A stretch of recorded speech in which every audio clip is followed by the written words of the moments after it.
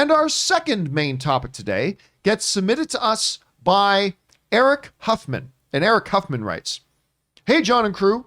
I just saw that Spider-Man No Way Home has won the weekend box office again and has now passed $1.7 billion worldwide.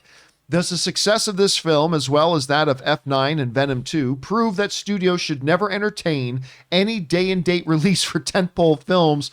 Thanks, and stay sweaty, my friends." All right, thanks a lot for sending that in, man. And ho-hum, another day, another set of milestones that Spider-Man No Way Home has passed. Number one, it is again number one at the box office. Not that it had much competition this weekend. It won't be number one next weekend. That's a foregone conclusion. But it was number one at the box office this weekend. Again, I think it made like 11 or 12 million bucks to be number one again for its 6 week. You say that like it's a paltry sum. Oh no, a paltry sum. But for a number one film at the box office, it's not the biggest, right? But you know, on top of all that, it has crossed the 1 billion mark worldwide, making it only the 10th film in cinematic history. You mean foreign, not worldwide, and foreign. Sorry, thank you. Internationally. That's international. Right. So there's domestic, there's internationally, combined, that's worldwide. It has crossed the $1 billion mark internationally. Yes. Which makes it only the 10th film in cinematic history to do. That's impressive. It is also inching ever closer to the Avatar domestic number, which it very well could cross within the next 10 days or so.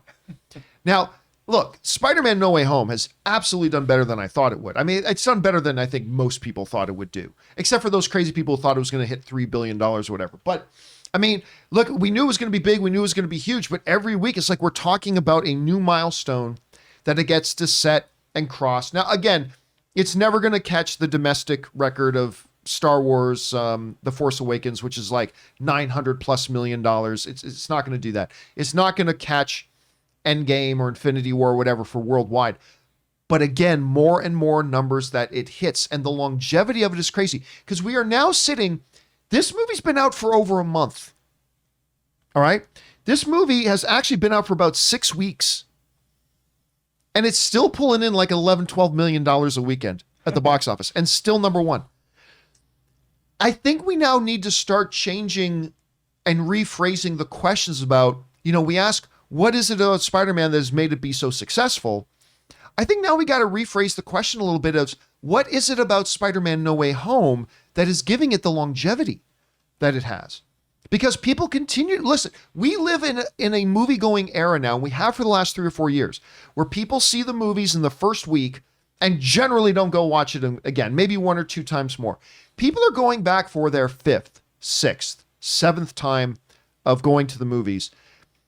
And so we ask the question, what is it that has been so endearing about it that has given it this kind of legs and this kind of longevity? It's not just quality. We've seen higher quality movies not have as good legs.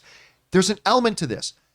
To me, I think it's all about the 3 Spider-Men. I think it's just that story, again, the idea of 3 generations of movie fans with 3 generations of Spider-Men.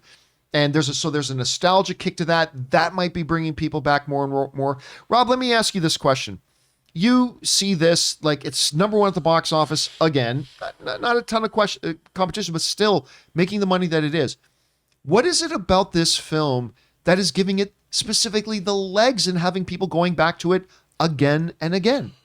Well, I think, you know, you're partially right in that, yeah, the Spider-Man coming together, the villains coming together, all of that absolutely plays into this. But that might not have worked. I think the real reason this movie has succeeded is it's because it evokes an emotional response in the audience on multiple occasions. If you love the MCU, this film, it's not just when you see Charlie Cox as Matt Murdock show up, you get a kick there if you're a fan of this universe. This movie has tragedy in it. It has comedy in it. It has nostalgia in it. It has a cool factor in it and a whoa, I can't believe they did that. This film takes you on an emotional journey that you feel. And I think the reason we go to movies is we hope that we have a feeling, an emotional response. I mean, we're so used to watching this stuff, and it's fine, you know, we like it, but we don't feel it like we want to. And I remember, when we were growing up in the 80s, man, and you were seeing all the, whether it was Back to the Future or whether it was Empire Strikes Back or pick your movie, you felt these movies and you left the theater on a high, elated, like, my God, this really transported me and took me to a place I didn't expect to go to, or the first time you saw the brachiosaur eat the leaves in Jurassic Park. And this movie provides what we always hope to get, a genuine emotional response. And this movie gives it to you multiple times throughout. And not a lot of movies can do that. Well, I've said forever, what are movies? Movies are experiential events. And it's all types of experiences, whether it's fear or thrills or laughter or excitement or nostalgia or regret or dreaming or whatever. And the movies that do the best are the ones that deliver the experience that they're promising. Yep. Spider-Man No Way Home delivers an experience. You walk out of that theater. Throughout. Not just throughout the film. It doesn't just give you a climax. It gives you these jolts throughout the whole movie that you're not expecting. And it's done something else too, because I think it would be neat to go over and take a look at this for a second. When you look at the weekend box office this weekend, obviously right up there at the top is Spider-Man No Way Home, made $11 million. But Spider-Man No Way Home, we talked about this before. It was not just a big movie and not just a great movie and all that kind of stuff. It's the movie that for a lot of people represented their first movie going back to the movie theater since the pandemic started. A lot of people, it was their first time back. And when you look at a couple of these other movies, Scream, franchise I don't even like that much, made for like $20 million. It is sitting right now at like over $106 million worldwide. $106 million worldwide for that little film. Sing 2, $267 million worldwide. Now, are we right back to the pre-pandemic era box office? No, we're not there yet. But these are the types of numbers that I think partially you owe to Spider-Man No Way Home being that movie that brought a lot of people out. So there's a significance to this movie as well. Hey guys, we want to take a second and thank the sponsor of today's episode, Stamps.com. Now, you know Stamps.com. They've been supporting the John Campea Show for a while here. Now, let's face it. Going to the post office is time-consuming and really not the way you want to be spending your time. And that's why I highly recommend you do your mailing and shipping online with Stamps.com. Stamps.com allows you to mail and ship anytime, anywhere, right from your computer. You can send letters, ship packages, and you can pay a lot less with discounted rates from UPS, USPS, and more. And see, that's why Stamps.com is a must-have for any business. Whether you're a small office sending out invoices, an online seller shipping out your orders, whether you're somebody who's just trying to send things out to your friends and family, or if you're a giant warehouse, like sending out thousands of packages a day, Stamps.com can handle all of it with absolute ease. And here's the best thing. With Stamps.com, you get up to 40% off of post office rates and up to 62% off UPS shipping rates. And this is why Stamps.com is an absolute no-brainer. It saves you time, it saves you money. It's no wonder that nearly 1 million small businesses already use Stamps.com. So stop wasting your time going to the post office and go to Stamps.com instead. There's no risk. And with my promo code Campea, just go up to that microphone up in the corner, click on that and enter my code Campea. You get a special offer that includes a 4-week trial plus free postage and I gotta say, like, even right now, I've only watched it once. When we left Scream, when we left Moonfall, the first thing I said is, man, I still want to watch No Way Home one more time in the theater. Right. It's just one of those movies, like Rob was saying, I completely agree. I leave just happy. It's like all the Spider-Man movies, it's all like the culmination, it's like the thing where all three of them come together. I never thought I would see the day. And also, like, I go to the movies to be entertained. Me, I like watching happy, feel good, whatever movies. And then, some like good time horror. The thought-provoking, like, sad, emotional, traumatizing movies, I save for the house.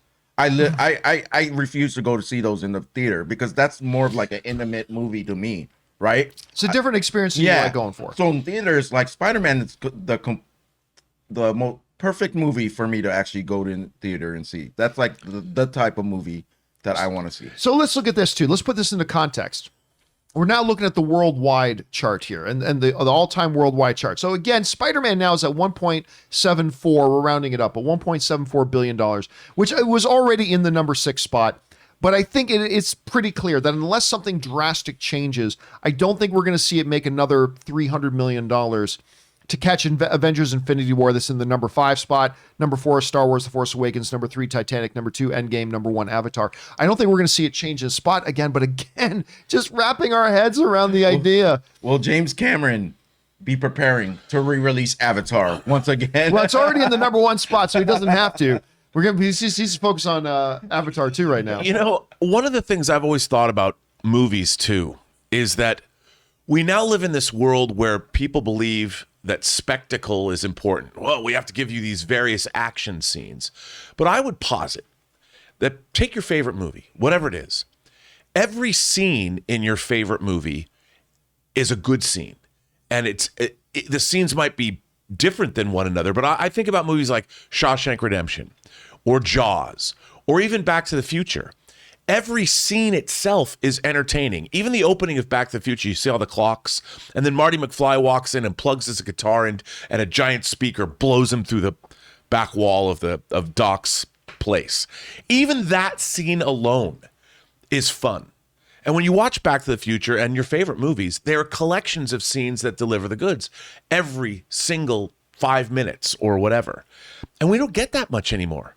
You might watch a movie for 2 hours and you might only really love what's going on for about 10 minutes of it.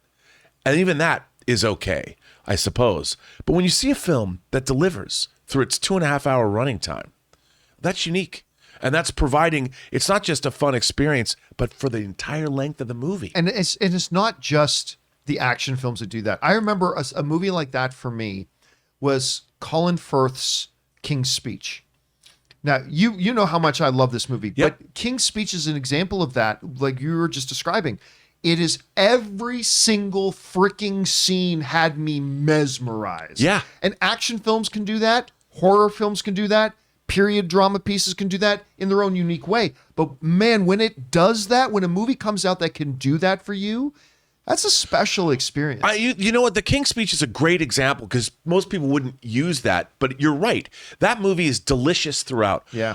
2 other examples, people talk about, Well, Shakespeare in Love should never have been voted Best Picture over Saving It's Private awesome. Ryan. That movie's Shakespeare awesome. in Love is an awesomely entertaining film, just like Amadeus is. But Shawshank Redemption, it's about guys in prison. Oh, well, then yes. But every scene in that movie is just every scene. Every scene's iconic. Every you scene's- can quote every single scene in that movie. Yeah, I mean, when Gil Bellows shows up, it suddenly becomes this rock and roll. We loved him immediately, you know, and suddenly that whole movie. And I feel that art is sort of missing from movies now. I don't know why, but, you know. Anyway, guys, the question is for you. What do you think about this? Spider-Man No Way Home continues to set new box office standards. It's now like one of the only 10 films to cross $1 billion internationally. It's hit 1.74. It's been number 1 for 6 weeks, not in a row, but number 1 for 6 weeks at the box office. It just continues to do really well. What do you guys attribute to the long legs? We understand the movie's great, but what do you attribute the long legs that it's been having? Maybe it's lack of competition. Maybe it's just that we just yearn to go back and experience it again. Whatever you guys are feeling, jump down into the comment section below and let us know your thoughts.